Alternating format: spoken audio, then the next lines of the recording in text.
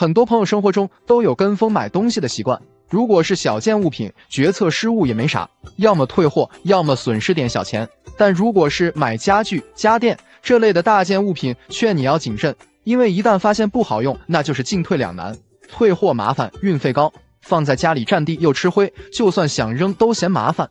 这一期咱们就来盘点一下容易沦为大垃圾的8个家居大件，听劝咱就别往家里搬了。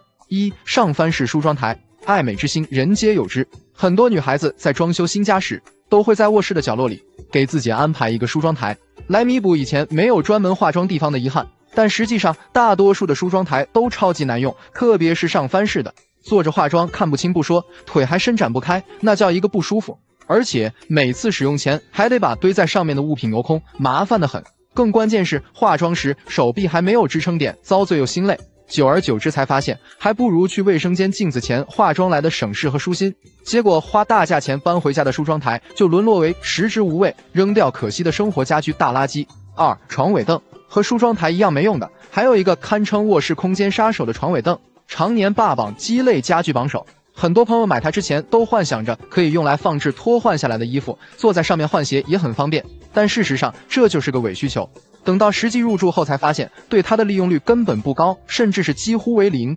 时间一长，就彻底沦为堆放杂物的地方，不仅让卧室显得更乱，打扫房间时也是超级碍事。实话实说，这个床尾凳对大多数家庭来说根本没啥用，尤其是小户型，还占地方。如果换衣服就随时挂进衣柜，脏衣服丢进脏衣篓，睡前读物和手机放在床头柜，拿取也更方便省事。试问一下，咱们买它何用呢？3. 跑步机，很多对身材管理不佳的人都企图拥有一台跑步机，就能让自己下定健身减脂的决心。如果你也是这样想的，我劝你要冷静。事实上，大部分的家庭跑步机的新鲜期都超不过3个月，之后就统统被闲置，要么当家里的晾衣架，要么就是杂物叠放区。不信的话，买之前你可以去二手转让平台看一看，上面的跑步机几乎都是8、9成新的在转手，成交率还很低。所以真想要健身减肥，都不如饭后去楼下的小区、公园跑跑步，就算坚持不下来，起码钱包没损失。4. 空调扇，千万别被它的名字给忽悠了，这个玩意跟空调一点不沾边，完全没有制冷的效果，我愿把它称之为加了冰块的电扇。说白了，如果想让它发挥作用，就需要你每隔几小时就得频繁的更换里面的冰晶，不然吹出来的风也是热的。而且这个东西噪音还大得很，晚上开它吵得你根本睡不着觉。普通电扇的功能，价格还贵得离谱，千万别买。对了，它还有个孪生兄弟叫厨房凉霸，这个凉霸也一点不凉，冬天用不上，夏天吹热风，鸡肋得很。5. 洗烘一体机，说一个扎心的现象，市面上的一些洗烘一体机售价比普通洗衣机还便宜，你猜是为啥？很多人看到这种洗衣和烘干于一体的都会很心动，看着高级不说，还节省空间。但等到实际体验过才发现，难用到戳心戳肺，尤其是干衣功能。有网友吐槽，家里的洗烘一体机8公斤的容量，最多只能烘干3公斤的衣服，而且耗时还很长。就算是烘干袜子、内衣裤之类的小件，也得1个半小时打底。大件衣物想要烘干后直接就能上身穿的场景也根本不存在，烘干后的衣服都是皱巴巴的，有些面料还缩水严重。听到这些槽点，如果你还非要往家里搬，我也拦不住。6. 各种网红造型沙发，现在市面上的网红款沙发确实颜值出众，什么云朵、大黑牛、大象耳朵、钢琴键、帆船、像素沙发等等，多到数不胜数。讲真，这些沙发不论是造型还是质感都没有能挑剔的地方，摆在客厅里也很显气派。但说句良心话，也许会得罪人，等你入住后就会发现，他们都会有一个共同的毛病，就是坐靠在沙发上，脖子没有枕的地方。因为这些网红沙发的靠背都很短，就导致休息时没有支撑你脖子的位置，所以一旦你在沙发上靠的时间久了，就会感觉脖子很疼。不信的话，你们就去试一试。7. 网红羽毛灯，卧室里装个羽毛吊灯，一定是各路小仙女最得意的装修设计，飘逸的造型，质感也是无可挑剔。如果你也心动了，我劝你别冲动，因为它的美感花期很短。时间一久，你会发现它的羽毛会由最初的白色到灰色，再到黑色，因为招灰是它躲不掉的缺陷。而且脏了你还不能洗，一旦勤快了，借用网友的话形容，就是鸵鸟毛瞬间变身乌鸡毛，那叫一个惨不忍睹。不洗吧，灯光的光线还会越来越暗，就是个美丽的废物。8. 一堆清洁电器，但凡提到做家务，多数人都会摇头，即便是勤快的人也同样烦恼。所以才导致市面上的清洁电器层出不穷，什么擦窗机器人、吸尘器、除螨仪，还有大件的洗地机、蒸汽拖把、扫拖一体机等等，多如牛毛。我家因为都不爱做家务，因此这些年几乎买了个遍。但有一说一，大多数的清洁电器并没有他们宣传的那么好用，所以最终的结果普遍都被闲置。因此也奉劝大家入手前需谨慎。像我家目前还在用的，也就剩下个扫地机器人了，其他的电器都扔在角落里吃灰了。有一说一，家里的老一辈与当代的年轻人相比，不论是生活习惯还是生活理念，都存在天差地别的变化，特别是在家居装修方面尤为突出。就比如本期分享的这7个家居产物就是如此。在老一辈看来，曾经个个都是家居标配，但现在已经逐渐被许多年轻人抛弃，而且对于年轻人来说也并没有带来生活上的不便，相反的，住起来更加舒心，幸福感也随之提高。下面我们就来一起看看年轻人装修都抛弃了什么。1. 客厅茶几。客厅大茶几在老一辈心中的地位很难撼动，这一点也能理解，因为父母那一代人热情好客是刻在骨子里的，而且邻里关系也好，如果家里来了亲戚朋友，必须要招待一下，所以没有茶几怎么能行？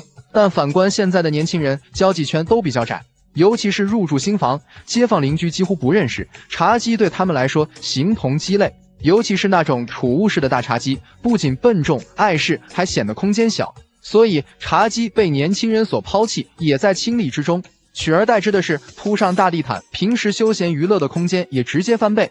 而且撤掉经常堆满杂物的茶几，无形中也减轻了家务负担，简直不要太香。